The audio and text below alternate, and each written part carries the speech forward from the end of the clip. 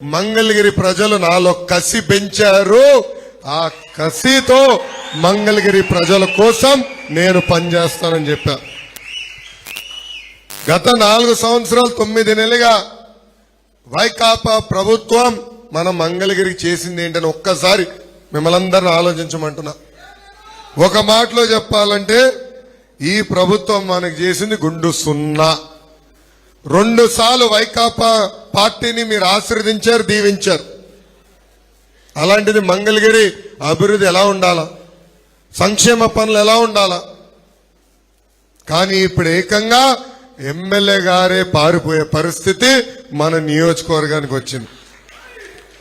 ఒక పక్కన కార్పొరేషన్ ఎన్నికలు జరగలేదు, ఇంకో పక్కన ఎమ్మెల్యే గారు లేరు. ఇంకా మంగళగిరి పరిస్థితి ఎలా ఉందో ఒక్కసారి మంగళగిరి ప్రజలందరూ ఆలోచించాల. ఎమ్మెల్యే గారు రాజీనామా చేసిన తర్వాత మీడియా మిత్రులతో మాట్లాడుతూ ఆయనే ఒప్పుకున్నాడు, మా ముఖ్యమంత్రి మంగళగిరి ప్రజల్ని మోసం చేశాడని. ఆనాడు మంగళగిరికి జగన్ గారు వచ్చి ఏకంగా ఆళ్ళ రామకృష్ణారెడ్డి గారిని గెలిపించండి, మంత్రిగా నేను చేస్తానని హామీ ఇచ్చి మాట తప్పారు.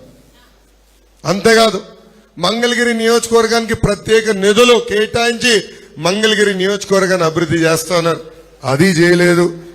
ఇంకా ఏకంగా ఆర్కే గారే జగన్ పని అయిపోయిందని చెప్పే పరిస్థితికి ఈ ప్రభుత్వం దిగజారిపోయింది. ఒక మాటలో చెప్పాలంటే ఈ వైకాపా ప్రభుత్వం మంగళగిరి ప్రజల్ని మోసం చేసింది.